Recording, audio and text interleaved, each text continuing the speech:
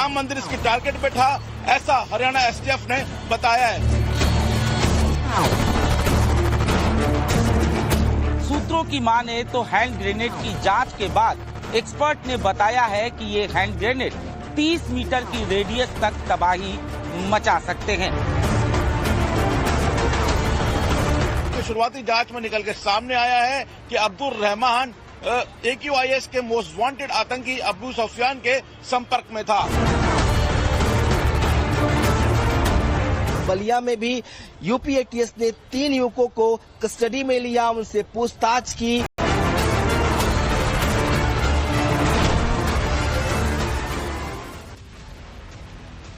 आतंक का परचम फहराने निकला आतंकी अब्दुल का नापाक मंसूबा राम मंदिर से लेकर प्रयागराज को निशाना बनाने का था। सूत्रों के मुताबिक अब्दुल रहमान को राम मंदिर के अलावा प्रयागराज में प्रशासनिक कार्यालयों की रेकी करने के लिए कमांड मिला हुआ था, लेकिन अब्दुल कुछ कर पाता उससे पहले ही उसे सुरक्षा एजेंसियों ने गिरफ्तार कर लिया और अब्दुल रहमान के नापाक मंसूबे धरे के धरे रहे। लेकिन अब बारी इसके हैंडलर और मददगारों की है, जिन पर सुरक्षा एजेंसियां शिकंजा कसती जा रही। उत्तर प्रदेश में लखनऊ से लेकर पूर्वांचल तक ताबड़तोड़ छापेमारी की जा रही है। संदिग्धों को हिरासत में लेकर पूछताछ हो रही है, तफ्तीश हो रही है कि अब्दुल रहमान और उससे जुड़े स्लीपर सेल के तार कहां तक फैले हैं और इस टेरर मॉड्यूल का हैंडलर कौन है। अब इन सब की शामत आने वाली है, क्योंकि अब्दुल ने गलत पंगा लिया। बड़ी खबर आपको बता दें, इसी खबर से जुड़ी हुई। अयोध्या से अब्दुल रहमान की गिरफ्तारी के बाद सुरक्षा एजेंसियों का बड़ा एक्शन देखने को मिल रहा है। हरियाणा से लेकर उत्तर प्रदेश और दिल्ली तक लगातार एक्शन जारी है। सुरक्षा एजेंसियों की कार्रवाई में क्या क्या मिला है, कितने स्लीपर सेल पर शिकंजा कसा गया है, अब्दुल के किन किन हैंडलर्स का नाम सामने आया है, वो आपको बताएंगे। उससे पहले अब्दुल से जुड़ी इस वक्त की बड़ी खबर क्या है वो आपको बता देता हूं। आतंकी अब्दुल के हैंडलर और टेरर लिंक से जुड़े कई सबूत मिले हैं। आतंकी अब्दुल रहमान के चैट को डिकोड करने में जांच एजेंसियां जुटी हुई हैं। उत्तर प्रदेश के कई जिलों में ATS का ताबड़तोड़ छापा चल रहा है।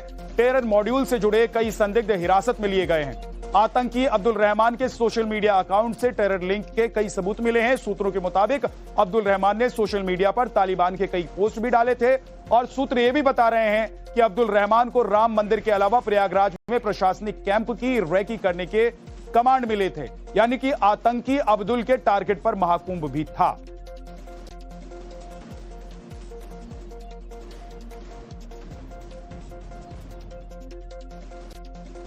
लेकिन सवाल है कि अब्दुल रहमान का हैंडलर कौन कौन है, कहां कहां तक फैले हैं उसके टेरर नेटवर्क के तार। तो आइए ये भी जान लेते हैं कि कहां कहां तक इसके टेरर नेटवर्क के तार जुड़े हुए हैं। शुरुआती जांच में जो फैक्ट्स सामने आए हैं उसके मुताबिक आतंकी अब्दुल रहमान के 3 हैंडलर्स का खुलासा हुआ है। अब्दुल से 2 दिनों की पूछताछ में अब तक जो खुलासा हुआ है उसके मुताबिक वो अलकायदा आतंकी अबू सुफियान से कमांड ले रहा था। लेकिन इसी के साथ यह भी खुलासा हुआ है कि वो इस्लामिक स्टेट के हैंडलर से वीडियो कॉल पर आतंकी ट्रेनिंग भी लिया करता था। ISIS के खुरासान प्रोविंस मॉड्यूल से वो 10 महीने पहले जुड़ा था और ISIS की ये शाखा पाकिस्तान और अफगानिस्तान में सक्रिय है। सूत्रों के मुताबिक अब्दुल से पूछताछ में यह भी खुलासा हुआ है कि उसे राम मंदिर से लेकर प्रयागराज महाकुंभ में हमले का टास्क दिया गया था। अब्दुल से पूछताछ में बड़े बड़े खुलासे हो रहे हैं। अभी आपने उसके 3 हैंडलर्स के बारे में जाना, लेकिन इसका चीफ हैंडलर कौन है, सुरक्षा एजेंसियों की जांच में यह अभी एस्टेब्लिश नहीं हो पाया है। हालांकि सुरक्षा एजेंसियां ये जरूर खंगाल रही हैं कि इनके तार कैसे कैसे कहां कहां तक जुड़े हैं। एजेंसियों से जुड़े सूत्रों का कहना है कि फिलहाल अब्दुल अलकायदा के मोस्ट वांटेड आतंकी अबू सुफियान का कमांड फॉलो किया करता था। आखिर कौन है ये आतंकी और इसने अब्दुल रहमान को कैसे ऑपरेट किया, यह भी आपको बताता हूं। अबू सुफियान अलकायदा का मोस्ट वांटेड आतंकी है। यह अलकायदा के इंडियन सब कॉन्टिनेंट का कुख्यात आतंकी है। अबू सुफियान नौजवानों का ब्रेन वॉश कर आतंकी बनाता है उन्हें और अपने टेरर मॉड्यूल से उनको जोड़ता है। सूत्रों के मुताबिक अब्दुल अबू सुफियान से ही आतंकी हमले के लिए कमांड ले रहा था। अलकायदा आतंकी अबू सुफियान ने ही अब्दुल रहमान को 2 हैंड ग्रेनेड मुहैया कराए थे। सुफियान ने अपने हैंडलर से फरीदाबाद में 2 ग्रेनेड और डेटोनेटर छिपवाए और इसके बाद अबू सुफियान ने अब्दुल रहमान को फरीदाबाद आने को कहा और उसे हैंड ग्रेनेड की लोकेशन दी। इसके बाद अब्दुल ने गड्ढे से 2 हैंड ग्रेनेड और डेटोनेटर निकालकर अपने बैग में रख लिया। वो 4 मार्च को अयोध्या पहुंचने वाला था, लेकिन उससे पहले ही उसे सुरक्षा एजेंसियों ने गिरफ्तार कर लिया। वहीं सुरक्षा एजेंसी फरीदाबाद में हैंड ग्रेनेड पहुंचाने वाले का भी पता लगाने में जुटी हुई। फरीदाबाद से गिरफ्तार आतंकी अब्दुल रहमान जांच एजेंसियों के सामने चौंकाने वाले खुलासे कर रहा है। सूत्रों की माने तो पूछताछ के दौरान ये पता चला है कि अब्दुल रहमान AQIS के कुख्यात आतंकी अबू सुफियान के संपर्क में था और फिलहाल उसी के कमांड को फॉलो कर रहा था। अबू सुफियान ने ही अपना हैंडलर भेजकर बांस रोड स्थित खेत के पास जमीन में गड्ढा खुदवा कर 2 हैंड ग्रेनेड के साथ डेटोनेटर छिपवाए थे और इसकी लोकेशन बाकायदा अब्दुल रहमान को दी गई थी, जिसके बाद अब्दुल रहमान यहां पहुंचकर गड्ढे से मिट्टी हटाकर विस्फोटकों को अपने बैग में रखता है। लेकिन इससे पहले कि वो अपने नापाक मंसूबों में कामयाब हो पाता, गुजरात ATS और हरियाणा STF की टीम ने उसे धर दबोचा। सुरक्षा एजेंसियों की तफ्तीश और अब्दुल से पूछताछ में अभी तक 3 थ्योरी सामने आ रही है। उसमें से पहली थ्योरी है ग्रेनेड थ्योरी।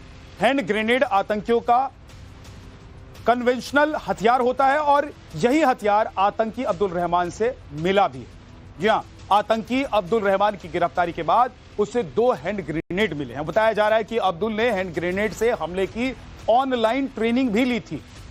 अपनी दुकान पर बैठकर ही इसने ये ट्रेनिंग ली। अब्दुल के पास से जो हैंड ग्रेनेड बरामद हुए, एक्सपर्ट्स के हवाले से यह बताया जा रहा है कि उसके बारे में कहा जा रहा है कि इस हैंड ग्रेनेड से 30 मीटर के रेडियस में तबाही हो सकती है। तो सोच लीजिए कि अगर हमला होता तो बड़े पैमाने पर लोग हताहत होते। अब्दुल से जुड़ी दूसरी थ्योरी क्या है? पिस्टल थ्योरी है दूसरी थ्योरी। पूछताछ में अब्दुल ने कबूला है कि वो देसी पिस्टल बनाना भी जानता है।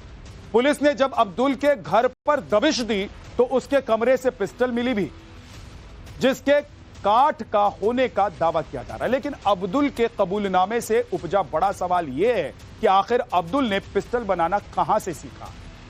क्या अब्दुल रहमान अवैध पिस्टल की फैक्ट्री चला रहा था? क्या अब्दुल रहमान पिस्टल सप्लाई का काम किया करता था? इन सारे सवालों के जवाब सुरक्षा एजेंसियां अब तलाश रही हैं। और अब आते हैं कि अब्दुल से जुड़ी तीसरी थ्योरी क्या है, वो भी आपको बताता हूं। तीसरी थ्योरी ड्रोन थ्योरी है। महाकुंभ के दौरान 17 फरवरी को राम मंदिर के पास एक संदिग्ध ड्रोन उड़ा था, देखा गया था। यह ड्रोन राम मंदिर के गेट नंबर 3 के पास उड़ता हुआ देखा गया था, जिसे एंटी ड्रोन सिस्टम की मदद से मार गिराया गया था। हालांकि उस मामले का अब्दुल के केस से कोई संबंध है या नहीं है, यह अभी तक साफ नहीं हो पाया। लेकिन राम मंदिर के ऊपर ड्रोन उड़ाने की घटना को लेकर जो लोग हिरासत में लिए गए थे वो भी हरियाणा से ही थे और अब्दुल भी हरियाणा के फरीदाबाद से गिरफ्तार हुआ।